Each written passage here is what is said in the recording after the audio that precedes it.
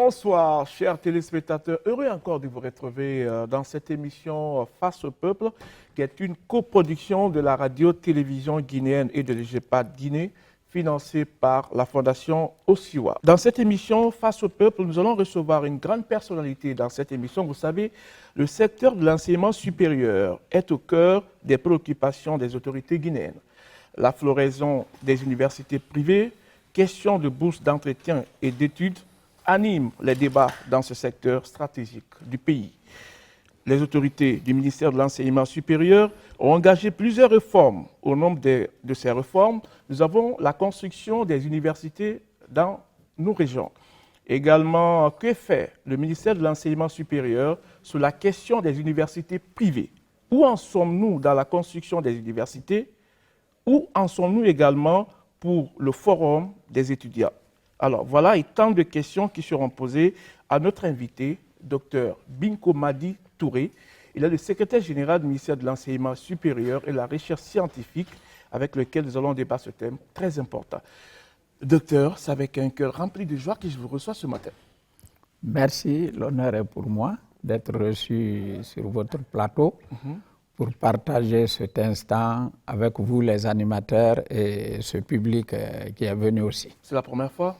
Oui, la toute première fois dans cette émission. Oui. Alors, je rappelle que dans cette émission, nous avons des rubriques. Comme c'est la première fois pour vous, on va vous expliquer un tout petit peu. Nous avons la rubrique questions-réponses. On donnera la chance un peu à ces invités qui sont là, le public qui est en face de vous poser des questions. Et juste derrière, nous avons une proposition de solution. Nous allons terminer par le plaidoyer. Alors, mesdames et messieurs, nous allons ouvrir cette émission. Si vous êtes chez vous et dans vos cœurs, monsieur le ministre et monsieur le secrétaire général du ministère de l'Enseignement supérieur, quelle est la nature des relations qui existent entre vous aujourd'hui et les universités privées? Parce que nous sommes le département de l'enseignement supérieur, c'est nous qui mettons en application la politique de l'enseignement supérieur dans le pays. Et les universités privées constituent un secteur de l'enseignement supérieur. D'ailleurs, elles sont regroupées dans un organe consultatif qui s'appelle la CRESUP, la Chambre représentative de l'enseignement supérieur privé. Les universités publiques, elles sont dans une autre chambre qui s'appelle la Conférence des recteurs et directeurs généraux, la CRDG, des institutions d'enseignement supérieur public. Les centres de recherche aussi ont leur organe. Donc au total, le ministère de l'Enseignement supérieur a 3 organes consultatifs avec lesquels il entretient des relations de collaboration et de partenariat. Les universités privées, pour revenir à votre question, sont là pour aider le gouvernement à absorber le trop-plein d'étudiants bacheliers qui frappent aux portes des institutions d'enseignement supérieur. Il vous souviendra qu'avant 2006, il n'y avait pas une politique aussi étroite qui permettait aux universités privées de recevoir des étudiants de la part du gouvernement. C'est seulement en 2006, avec l'explosion des effectifs au baccalauréat, que la décision courageuse a été prise d'envoyer le trop-plein de bacheliers dans les universités privées et à charge pour l'État de payer les frais d'études de ces jeunes. Donc, si vous parlez de relations, il n'y a vraiment pas de relation qu'on puisse qualifier autrement, sinon que de partenariat gagnant-gagnant entre le ministère et le privé.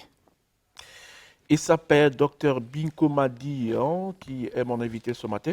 Je crois que nous allons rapidement aller dans ce public. Dans ce public, nous avons les étudiants, nous avons la société civile, nous avons également les médias.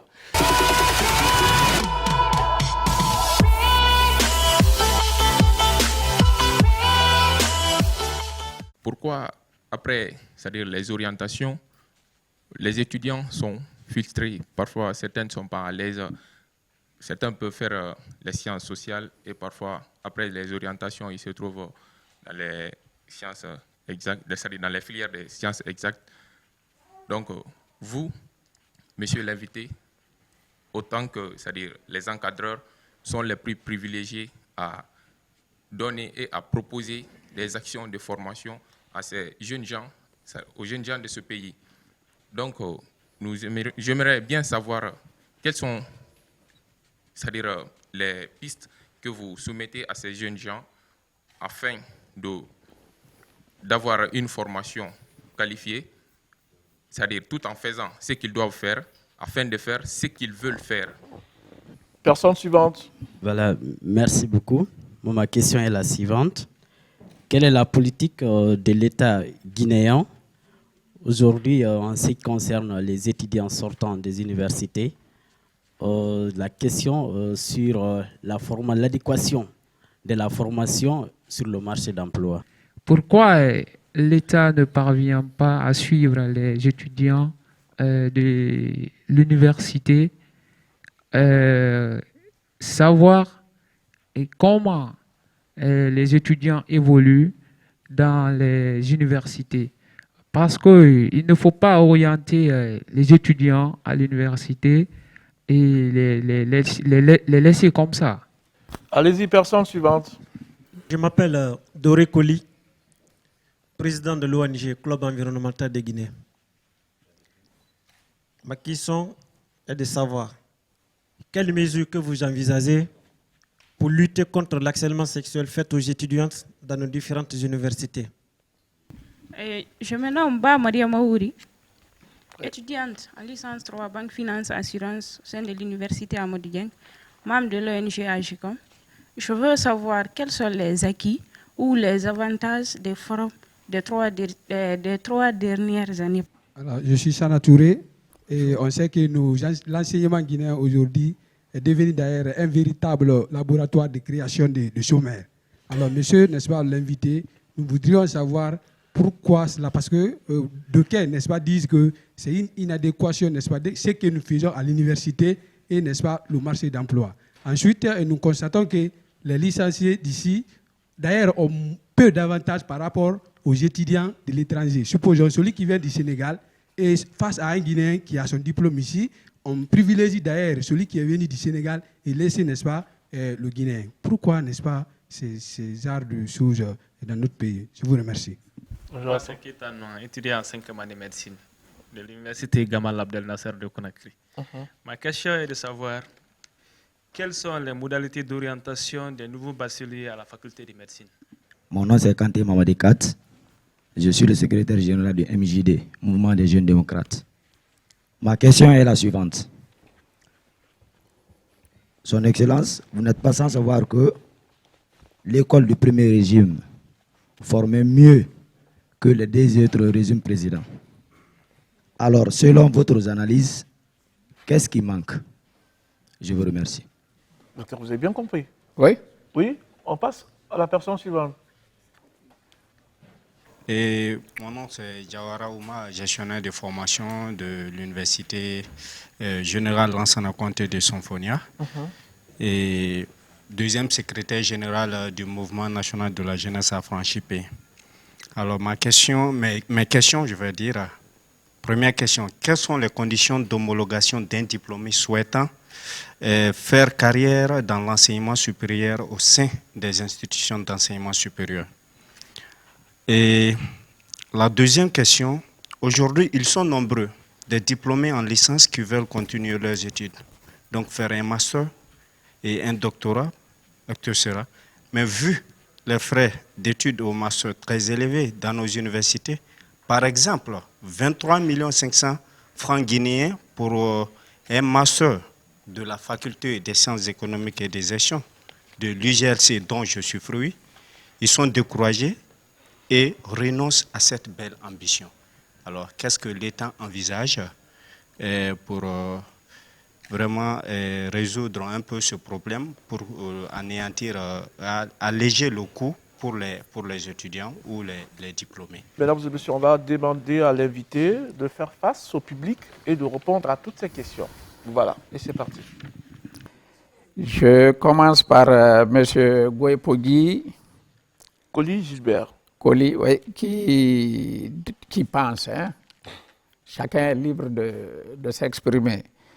Selon lui, il y a frustration après les orientations, qu'il y aurait des mauvaises orientations. Et je ne me fais pas d'apologie, mais depuis 1992, je suis de la commission qui oriente les bacheliers dans les universités, comme par hasard. Je n'ai jamais eu de discordance entre le profil du baccalauréat et la filière qu'on fait à l'université. Je veux dire, par exemple, nous n'avons jamais mis quelqu'un qui a fait sciences sociales en mathématiques ou bien quelqu'un qui a fait mathématiques, on le met en biologie. C'est pratiquement impossible. Mais quand les résultats apparaissent, si vous vous fiez à ce qui se dit dans la rue pour discréditer le système, on va vous embarquer. Mais si vous avez un seul exemple, vous remontez, on a les données historiques, on peut vérifier. Mais vous pouvez rester tranquille. Frustration, oui, il peut y en avoir. Mais incohérence dans les orientations, non. Qu'est-ce que j'appelle frustration? Quelqu'un qui a eu le bac avec 10 de moyenne, il a fait par exemple expérimental, il veut aller en médecine, bien que quelqu'un autre a évoqué les conditions d'accès à médecine. Il veut aller en médecine. Il faut être sûr et certain qu'il n'y a aucune chance pour celui-ci de faire médecine. S'il va en médecine, c'est que notre méthode de travail n'est pas bonne. Parce que la logique voudrait que les meilleurs aient les meilleures filières à l'enseignement supérieur. Ça, c'est bon et pour les apprenants, et pour les enseignants, et pour la Guinée. D'accord. Sinon, ils vont retarder. Alors, la personne suivante, je crois que ça a été répondu. Hein? Très bien. OK. Alseni Diallo. Alseni Diallo. Et lui, il parle plutôt de la politique formation emploi, adéquation formation-emploi, ce qu'on appelait dans le temps liaison de l'école à la vie. C'est le nouveau vocable qui arrive. Maintenant, on dit adéquation formation-emploi. C'est dans ce sens-là que les différentes réformes se passent. Parce qu'il faut mettre en place une équipe pour faire l'étude de marché. Actuellement, est-ce qu'il faut former uniquement que des géographes? Comme en notre temps, les géographes étaient formés généralement en binaire, philo-histoire, histoire-géographie, etc. Mais ils étaient formés à l'époque pour enseigner. Maintenant, nous avons donné de la valeur à l'Institut supérieur des sciences de l'éducation de Guinée, qui est une école qui ne forme que des enseignants. Les écoles normales d'instituteurs qui ne forment que des instituteurs pour le primaire. Donc, si vous faites les sciences classiques, ménagères, mathématiques, physique, chimie, biologie, ou bien les humanités, on doit vous former pour travailler ailleurs. Parce qu'on ne vient plus à l'enseignement, comme maintenant, là, on ne devrait plus venir à l'enseignement quand plus rien n'est possible. OK. Donc, nous sommes en train de faire des réformes pour voir comment nos programmes de licence peuvent s'adapter au mieux au marché de l'emploi. Si vous avez remarqué ces derniers temps, nous avons créé de nouvelles filières. Notamment à Symphonia, il y a eu la création de la filière banque-finance sur insistance du monde des banques. Et ça a marché. Et cette année, en octobre dernier, nous avons ouvert logistique transport qui n'existait pas. Et ainsi de suite. Donc, celui qui a posé la question, au sommet, nous sommes en train de prendre vraiment des dispositions pour l'adéquation formation-emploi. Okay. Mais ça ne va pas se voir tout de suite, c'est au fil du temps. Alors, Mohamed Condé à présent, qui a parlé du suivi des étudiants. Mohamed Condé a parlé de suivi des étudiants, mais je n'ai pas très bien compris. Ce suivi, est-ce qu'il veut dire que nous devrions normalement, en tant que ministère de l'Enseignement supérieur, envoyer des gens pour dire oui, Mohamed Kondé qui a été orienté en comptabilité dans telle université, est-ce qu'il est régulier? Il est là ce matin au cours de comptabilité analytique d'exploitation. Est-ce qu'il est en classe?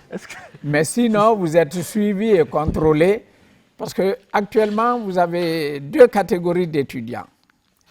Les premiers sont dans les universités publiques, les seconds sont dans les universités privées. L'État paye pour les autres, là, ceux qui sont dans les universités privées, la bourse d'études, mais ils n'ont pas de bourse d'entretien. L'État ne paye pas la bourse d'études pour ceux qui sont dans les universités publiques, mais leur donne la bourse d'entretien. Ceux pour lesquels, ceux qui sont dans les universités privées, comment l'État les contrôle, c'est au vu des fiches qui remontent des universités privées vers la direction de l'enseignement supérieur pour nous donner les situations des présences et même des résultats académiques. Parce que dans le contrat, sur tout le cycle, vous êtes autorisé à redoubler une seule fois. Si vous redoublez plus d'une fois, vous devriez normalement payer vos frais d'études. Donc, il y a vraiment un suivi à ce niveau. Ok, on est sur colis. Mesure de prise. Colis, oui, doré. Contre il parle de harcèlement sexuel. Bon, le harcèlement sexuel, ce n'est pas seulement à l'école. Peut-être que vous voulez stigmatiser le cas de l'école, mais même dans la vie sociale, ça se passe. Et dans toutes les écoles, je crois bien, depuis le primaire jusque dans les universités, il y a des cellules d'écoute qui sont organisées, tant pour les garçons que pour les filles. Parce que harcèlement, il y en a des 2 côtés. Hein. Il y a des enseignantes aussi, c'est le lieu de le dire, hein, qui harcèlent leurs étudiants. Tout comme il y a des étudiants qui harcèlent leurs copines de classe, comme des enseignants qui harcèlent des enseignantes et des étudiantes. Donc ça, c'est un combat de tous les jours que chacun de nous doit participer et lutter contre le phénomène. Parce que harcèlement, c'est des 2 côtés. Si on vous fait l'avance, si vous rendez l'avance publique, peut-être que le gars il va s'abstenir ou la fille va s'abstenir. Mais si vous préférez laisser entre vous 2, il va foncer. Donc, levons-nous contre le harcèlement, que ce soit à l'école ou dans la vie sociale, ce n'est pas bon. Ok. Alors, c'est Maria Maouriba à présent, et les acquis des 3 premières éditions des forums des étudiants. Oui. Le forum de l'étudiant, c'est la 3e édition, elle est un peu en avance. Les acquis. Le forum nous a permis de savoir que les lycéens avaient soif de connaissances sur le système de l'enseignement supérieur. Parce qu'aucune de nos universités ne fait des journées portes ouvertes sur leur formation. Donc, dès qu'on a organisé la première édition du forum, nous nous sommes rendus compte que c'est un espace d'échange. D'abord, les lycéens, les étudiants en cours de formation et les diplômés en quête du premier emploi. C'est ce qui nous a encouragés après la première édition de 2017. Nous sommes passés à 2018 à la 2e édition, tout en corrigeant les erreurs. Parce qu'une telle organisation, vous êtes d'accord avec moi, que ça ne peut pas aller sans fausse note. Non. Mais chaque année, on corrige et on améliore. Par exemple, cette année, nous avons dit qu'on va faire un concours d'éloquence pour les lycéens et pour les universitaires, pour habituer nos jeunes à prendre la parole en public. À s'exprimer. Il y en a qui ont de très bonnes idées, mais qui ont le complexe. Est-ce que ce que je vais dire sera bien dit? Est-ce qu'on va m'écouter? Donc, un peu cultiver la confiance en soi chez nos jeunes. Donc le forum, c'est un espace qu'il faut encourager. C'est Sana Touré à présent qui parle de l'inadéquation de formation entre les réalités sur le marché. Mais je crois avoir répondu à cette question en partie quand j'ai parlé de la question de M. Diallo. Ouais. Mais il dit pourquoi on forme des chômeurs? Parce que c'est le résumé de sa question. Pour parler dans un français plus direct. Oui, dans un français facile. Pourquoi forme-t-on des chômeurs? Mais il a la réponse. Chaque année, le baccalauréat nous donne 2/3 des admis sciences sociales. Vous êtes d'accord avec moi? Les journalistes vont me pardonner que ce n'est pas avec sciences sociales qu'on va faire ce pays. On a besoin des hommes de métier. C'est pourquoi le président lui-même vous encourage tous les jours, les jeunes, aller vers les nouvelles technologies. Comment vous pouvez aller vers les nouvelles technologies si vous êtes dans les sciences sociales? Ce n'est pas possible. On dit la Guinée scandale géologique, mais ce n'est pas pour sciences sociales où vous allez venir pour glorifier vos collègues de classe. Chanter derrière eux. Non, c'est le meilleur, il est ceci, il est cela. Non, ce n'est pas fait pour ça. Sciences sociales, on en a besoin. Mais est-ce que le nombre de diplômés que nous sortons par année en droit, en philosophie, en sciences politiques, est-ce qu'on en a besoin? Combien de mathématiciens Gamal Abdel Nasser forme par an? Ça ne fait pas 100.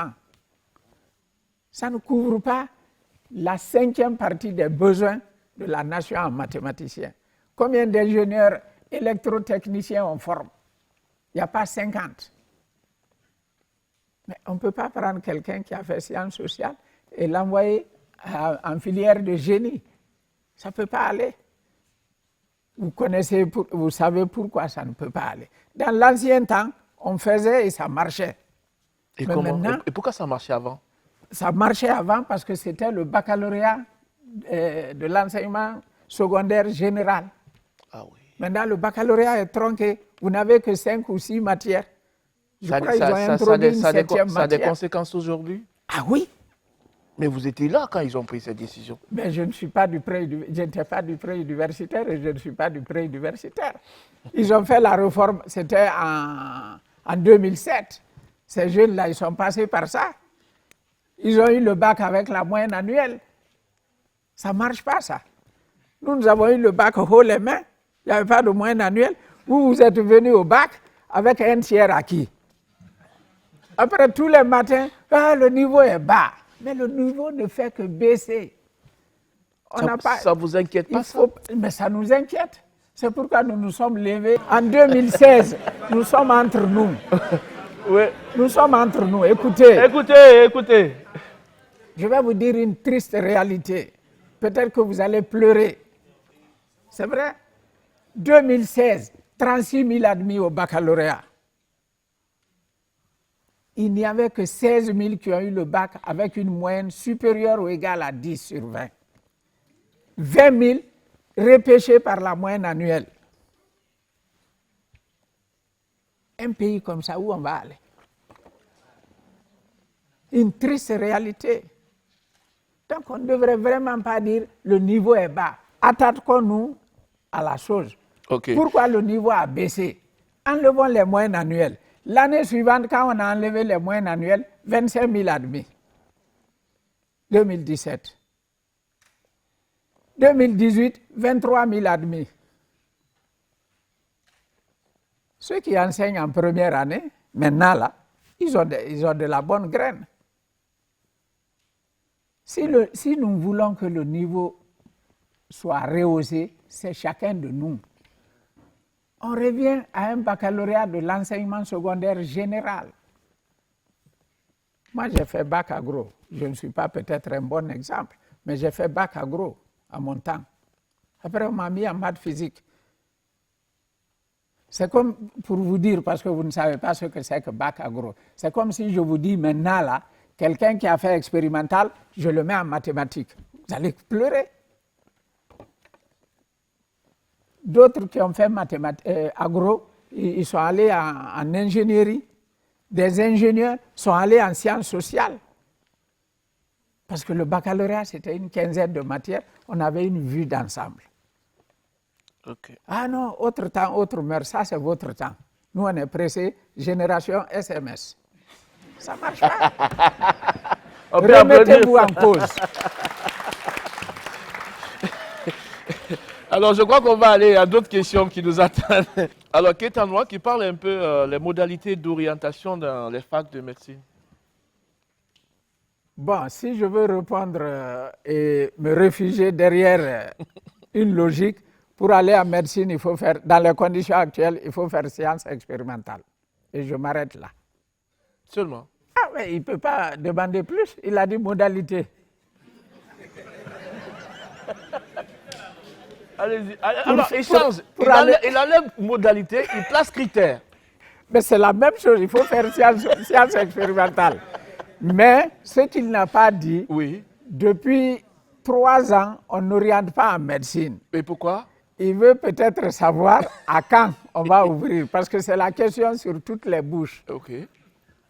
Alors maintenant, notre faculté de médecine... Alors, monsieur le secrétaire général, à quand l'ouverture? L'ouverture dépend de chacun de nous. Et comment? Chacun de nous doit faire l'effort. Je ne suis pas historien, je suis mathématicien, mais je remonte toujours. Je regarde toujours en arrière dans l'histoire. 2006, nous avons orienté 200 à la faculté de médecine en octobre. Au mois de mai, ils étaient autour de 1200. Ce n'est pas la faute aux jeunes, hein. C'est le laxisme de l'encadrement. 2006, ils étaient 1200. Finalement, avant qu'on arrive à 2015, là, la faculté de médecine sortait en moyenne 700 médecins par an. Entre nous, est-ce que ce pays a la capacité, la capacité de formation et d'absorption de 700 médecins par an? Non. Où ils vont faire les stages? Les médecins, c'est dans les CHU, ce n'est pas dans les centres communautaires, c'est dans les CHU, les centres hospitalo-universitaires. Vous allez voir 50 ou 100 stagiaires sur un malade. Il va s'étouffer. Donc, les gars, ils rentrent, ils sortent sans toucher un malade. Et il n'y a pas de macabé. C'est pourquoi on a pris la décision responsable en 2016 de freiner l'orientation en médecine jusqu'à évacuer la pléthore. Nous avons assaini la faculté petit à petit et le résultat de l'assainissement, nous avons pu compétir à l'international et nous avons eu un centre d'excellence de la Banque mondiale en médecine. Et Dieu merci, si les conditions continuent telles que nous les avons souhaitées, peut-être les jours qui viennent, nous allons rouvrir la première année à la faculté de médecine. La faculté n'est pas fermée, hein. Il y a des étudiants, mais il n'y a pas de première année, il n'y a pas de deuxième année, il n'y a pas de troisième année. La faculté commence par la quatrième, 5e, 6e. L'année prochaine, 5e, 6e. S'il y a la première année, première année. Mais, quelles que soient les conditions, avec ou sans notre équipe, la faculté ne recevra plus 100 étudiants en première année. Et ça, on va suivre, sinon on perd l'excellence. Et on a même changé de nom.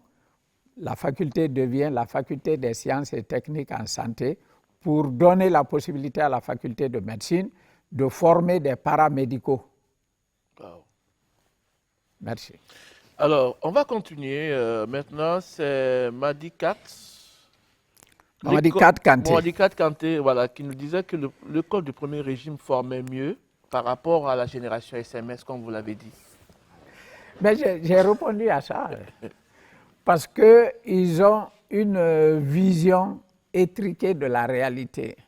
C'est-à-dire celui qui a fait sciences sociales, dès que vous prenez un problème de jus Auriol, vous lui donnez, il dit non, moi j'ai fait sciences sociales, je n'ai pas fait série maths. Il faut qu'on revienne aux bonnes habitudes de l'ancien temps. C'est-à-dire qu'au primaire, qu'est-ce qu'on cherche? Lecture, écriture et calcul. L'enfant qui connaît ces trois choses-là peut aller au lycée. Mais comment vous pouvez avoir ces trois choses si vous n'utilisez pas des livres du genre jus Auriol? Parce que si vous n'avez pas le calcul au primaire, tout est raté. Vous allez à l'université, c'est raté. Il faut avoir le calcul au primaire. Ça vous apprend lire, écrire et compter. Fondamental. Donc, ce n'est pas seulement l'école du premier régime. Même maintenant, là, on peut mieux former. Mais c'est petit à petit. On va faire les réformes pour que vous soyez formés mieux que au temps de la Révolution. C'est bien possible. Parce que vous avez tous les moyens à votre disposition. Ah, oui. Tout ce que je dis là, vous n'avez plus besoin d'aller dans les livres. Chacun sur son téléphone peut trouver des dizaines de milliers de cours. Nous, à notre temps, il n'y avait pas ça. Qu'est-ce qu'on avait comme référence? C'était édition Mir, les livres russes que nous recevions et les enseignants russes que nous avions. Mais vous avez accès à tous les livres du monde entier. Ce que vous n'avez pas et qui manque à tous les Guinéens, c'est la langue étrangère. Peut-être comme on s'est très mal quitté avec le colonisateur, ça a été une grande tare, mais il faut vous mettre à l'anglais aussi.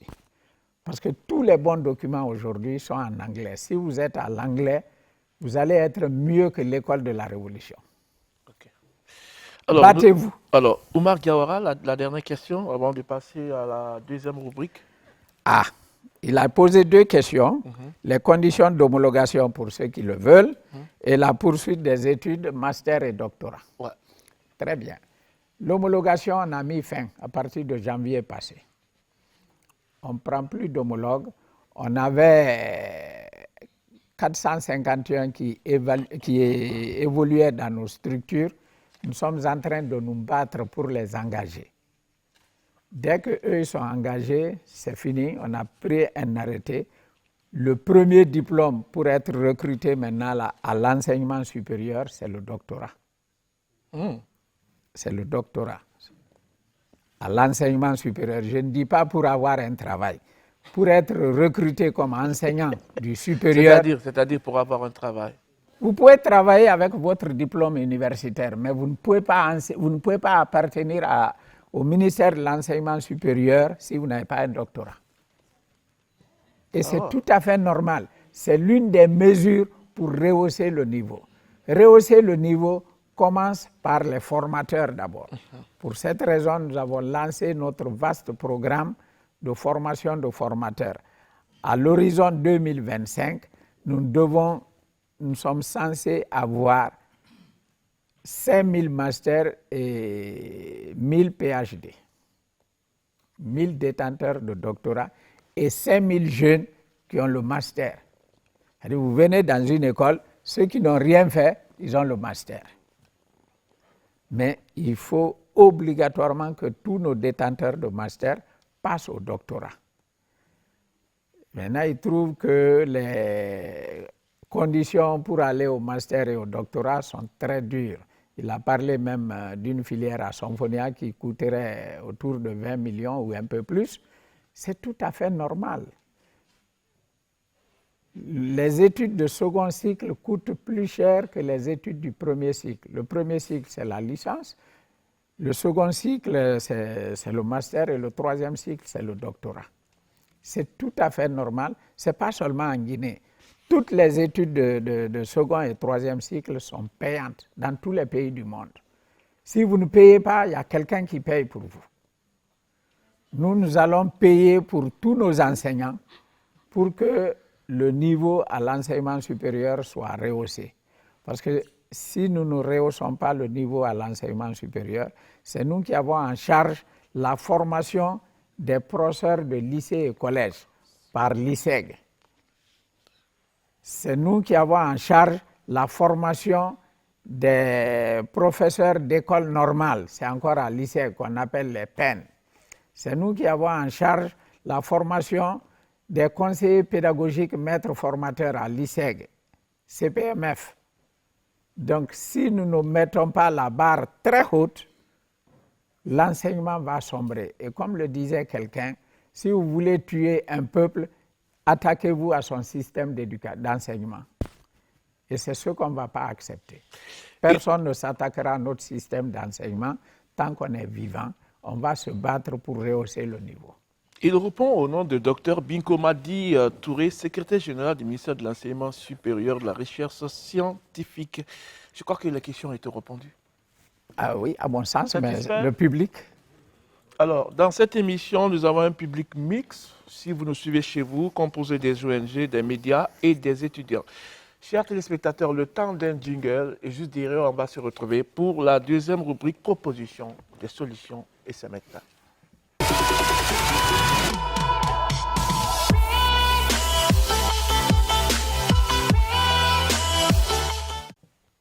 Chers téléspectateurs, après le jingle, nous allons revenir maintenant, nous allons repartir dans ce public. Ils vous ont posé des questions, vous avez répondu, ils ont été satisfaits, ils ont forcément des propositions à vous soumettre. Je m'appelle Kefala Bouaka Bangwa, diplômé à l'Institut supérieur des arts de Guinée-Dobrika. Ma première proposition, c'est quoi? C'est l'instauration de la formation auto-école dans les universités publiques, permettant aux étudiants sortants au moins d'avoir un emploi et diminuer le risque d'accident des routes. Ma deuxième proposition, c'est quoi? C'est l'instauration en même temps de la formation militaire dans toutes les universités pour permettre ici à l'État ou au pays d'être en alerte, c'est-à-dire en attente, en un mot, comme le font les autres pays.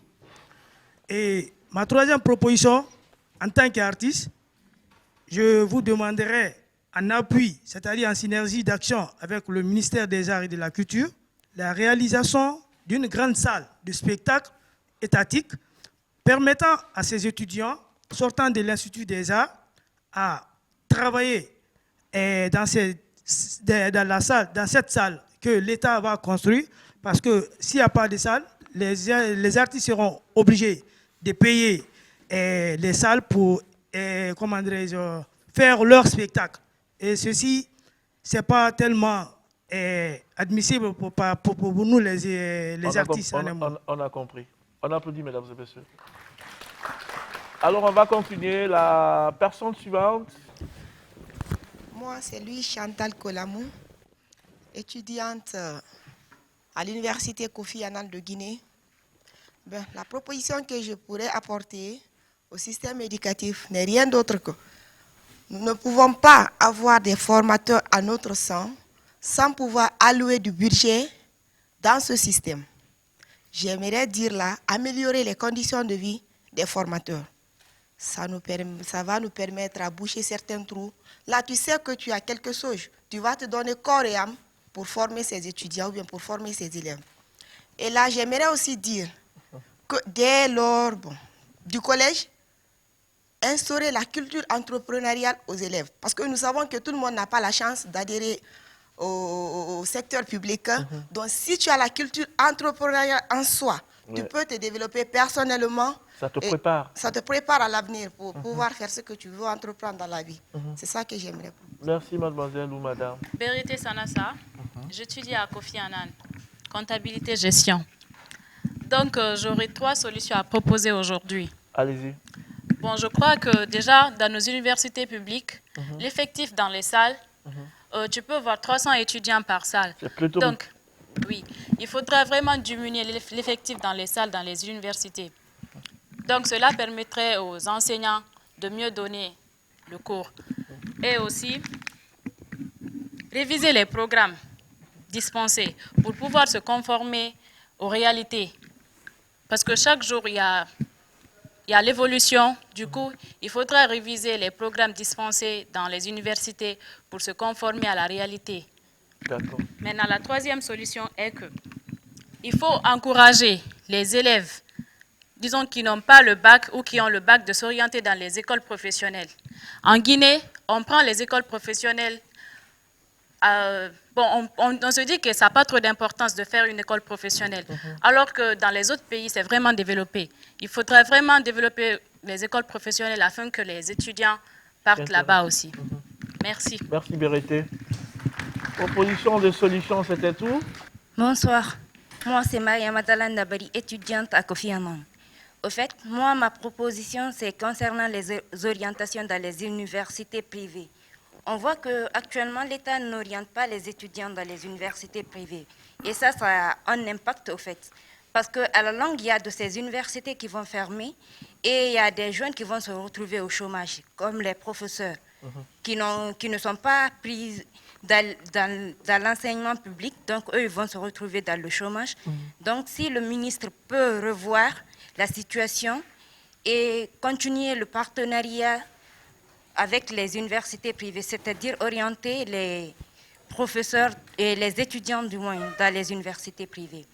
Et deuxièmement aussi, comme vient de dire Chantal, le ministre, s'il peut aussi intégrer une matière d'entrepreneuriat à l'université, dans toutes les filières en fait, pour permettre aux jeunes étudiants de vouloir être des entrepreneurs et ne pas s'attendre seulement à être engagés dans la fonction publique ou bien dans les entreprises privées. Et ma troisième proposition, c'est si le ministre peut, ils n'ont qu'à développer le secteur. Quand on a dit recherche scientifique, on voit qu'il n'y a pas de laboratoire dans les universités publiques. Les laboratoires, ça ne concerne pas que la médecine. Il y a de ces filières qui doivent avoir des laboratoires. Quand on parle de recherche, ces universités ne peuvent pas faire des recherches parce qu'ils n'ont pas de laboratoire et il n'y a pas de salle d'informatique équipée au fait.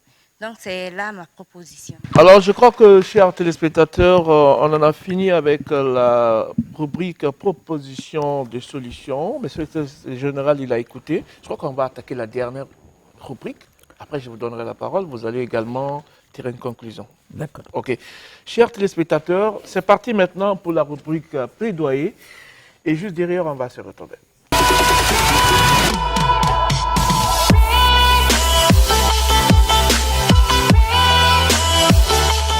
On part dans le public. Plaidoyer, Bangali, tu as déjà des personnes inscrites? Bonsoir, je réponds au nom de Catherine Haba, étudiante à l'université Kofi Annan de Guinée, partenaire à l'EGEPAD Guinée. Okay. Voilà, moi, mes plaidoyers sont les suivants. Comme on le dit très souvent en économie, la demande crée son offre. Nous voudrons que désormais, maintenant, que les étudiants et jeunes soient formés en fonction du besoin du marché. Et je demande aussi au ministère de l'Enseignement de faire en sorte que la formation des formateurs soit performante et doter aussi chaque établissement public-privé des bibliothèques et des salles d'informatique mieux équipées afin de permettre à ces jeunes-là de se former et de s'informer. Et aussi mettre en place des comités capables de sanctionner, n'est-ce pas, les actes d'harcèlement sexuel qui souvent bat son ampleur dans les écoles et les universités. Je vous remercie. Merci, Catherine. Personne suivante. Je m'appelle Oumar Sissé, étudiant en comptabilité et gestion financière. Bon, le plaidoyer que j'aimerais faire à votre endroit est que le ministère de l'Enseignement supérieur commence à travailler en synergie d'action avec le ministère d'Emploi Jeunes et aussi les autres secteurs privés ici, tels que les banques et autres, pour leur dire vraiment, c'est de ce que nous avons besoin, parce que ce sont eux qui sont sur place pour savoir de quoi est-ce que les jeunes, sur quoi est-ce que les jeunes doivent être formés et fournis. Il y a une théorie économique qui dit que la demande est fonction, l'offre est fonction de la demande. Donc, si vous offrez votre travail et que ce n'est pas ce que la demande exige, donc vous ne serez pas pris au sein des entreprises ou bien dans la fonction publique. Ça, c'est un. Deuxièmement aussi, M. Touré vient de dire ici tout à l'heure qu'il y a des nouvelles filières qui ont été créées à Symphonia, telles que banque, finance et autres. Ça vient d'être créé à Symphonia, mais dans les universités privées telles qu'à Kofi Annan et autres, c'est des filières qui existaient déjà. Ça existait. Donc, ce qui veut dire que si l'État arrête d'orienter les élèves vers les universités privées, il limite à ce que ces formations-là ne soient plus dispensées. Ils n'ont qu'à voir les filières qui ne sont pas au niveau des universités publiques, qu'ils orientent les étudiants au moins dans les universités privées, dans ces filières, parce que ça existe déjà là-bas avant qu'eux, ils n'arrivent. Donc, c'est ça. Merci beaucoup. Ok, merci. Personne suivante. Moi, c'est Issa Kandé, je suis le président du mouvement des jeunes démocrates MJD. Au niveau des plaidoyers, j'ai quelques points à vous suggérer. La première des choses, c'est combattre l'exode rural, combattre l'exode de cerveau et promouvoir la mobilité professionnelle. Deuxièmement, c'est créer de véritables centres d'excellence scientifiques et techniques au niveau des universités. Troisièmement, c'est créer des prix scientifiques et littéraires pour stimuler la recherche. Quatrièmement, c'est endogénéiser les programmes académiques, c'est-à-dire accorder une place prépondérante à l'apprentissage de la culture guinéenne, au mode de vie guinéen, son histoire de façon plus approfondie. Je vous remercie. Je suis Bangali Minatagbe Kamara, je suis le directeur exécutif de l'EGEPAD. Et c'est que le plaidoyer que je voudrais apporter, c'est par rapport au programme d'enseignement, surtout dans les universités de l'intérieur.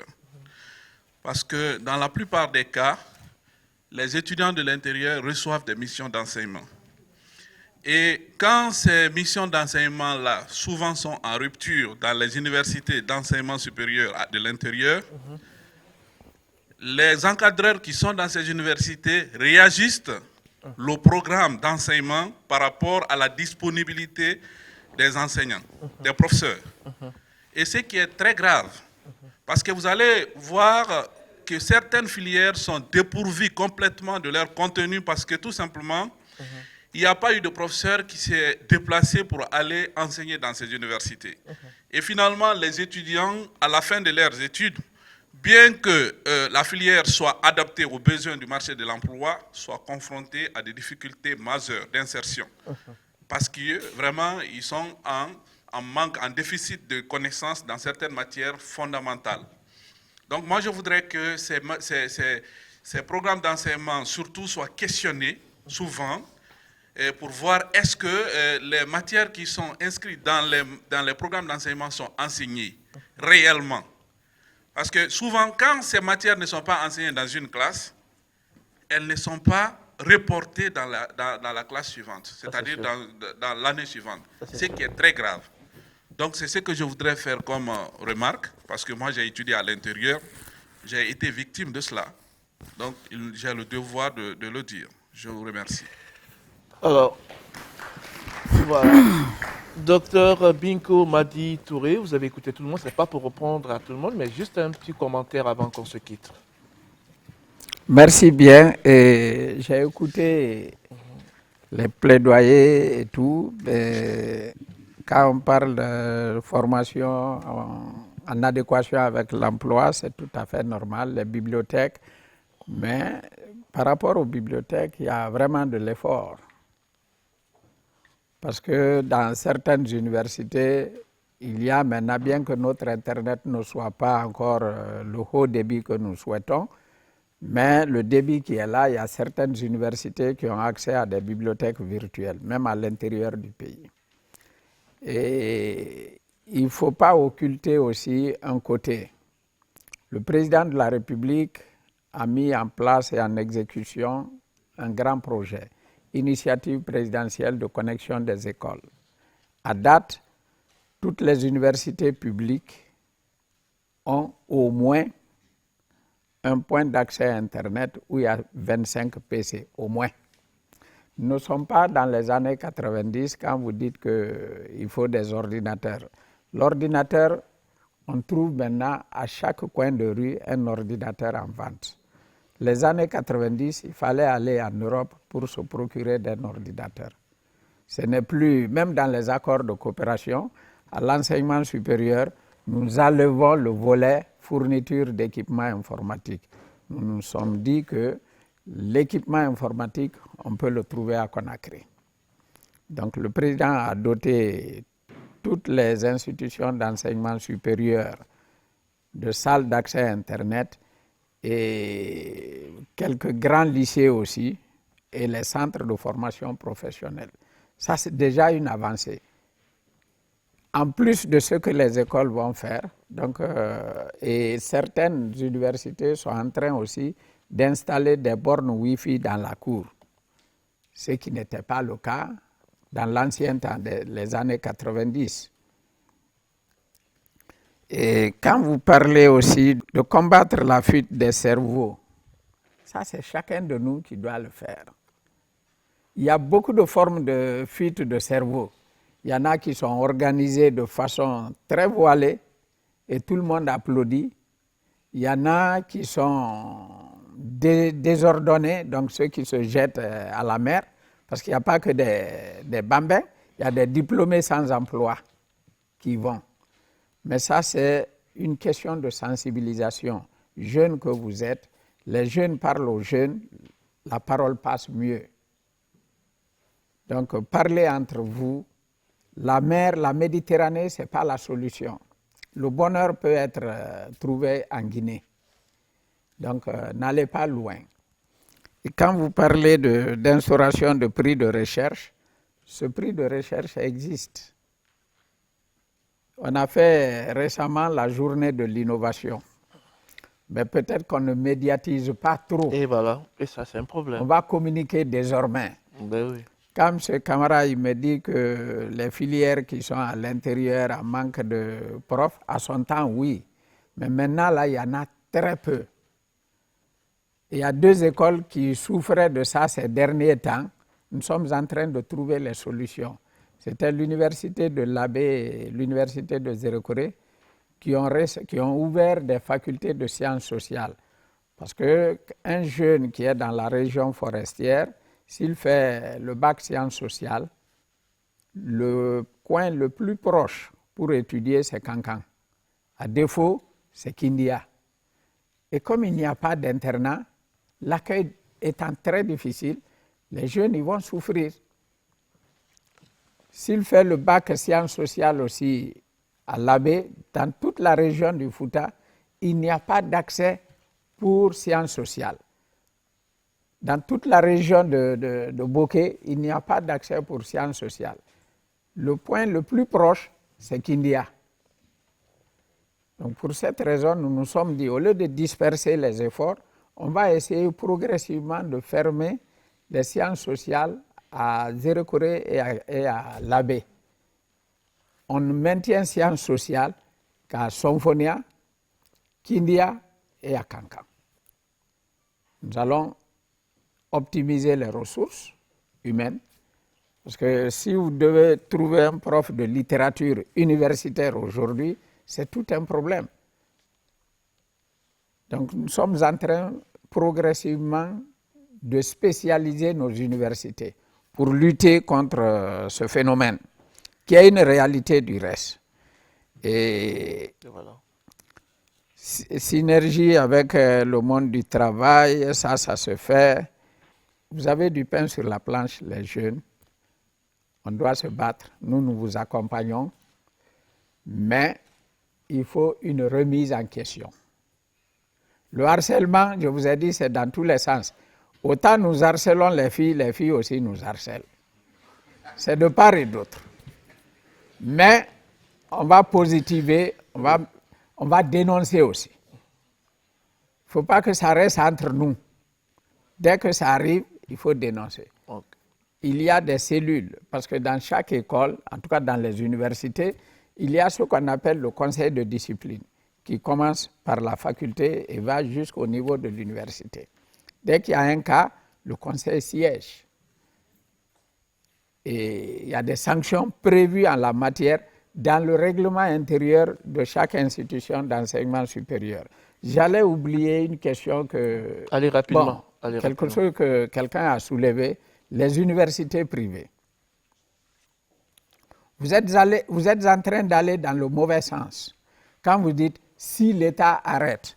Avant 2006, comment les universités privées fonctionnaient? L'État n'arrête pas parce que l'État veut asphyxier, non. L'État arrête parce que l'État n'a plus de surcharge. Je vous ai donné l'historique. 2006, ça a commencé en 2006. 2006, on avait près de 37 000 jeunes. On n'avait que 11 000 places dans toutes nos institutions d'enseignement supérieur. Et les 37 000, s'ils s'étaient présentés à la sélection, ça ne s'appelait plus concours, le nouveau nom c'était sélection-orientation, les 37 000 allaient accéder à l'enseignement supérieur. Celui qui était ministre de l'enseignement supérieur à l'époque, il s'est dit, mais alors inventons un nouveau scénario. Ce nouveau scénario, c'est quoi? On va mettre les universités privées à contribution pour qu'elles nous aident à supporter le trop-plein de fardeau. Et c'est ce qui fut fait.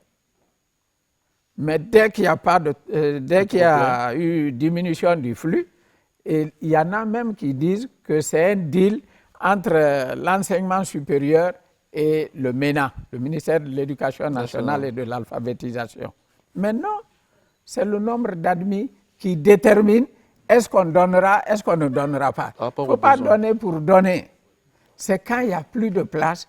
Et quand vous dites que ces universités privées ont commencé à former en banque, assurance, en logistique, transport avant le public, vous avez raison.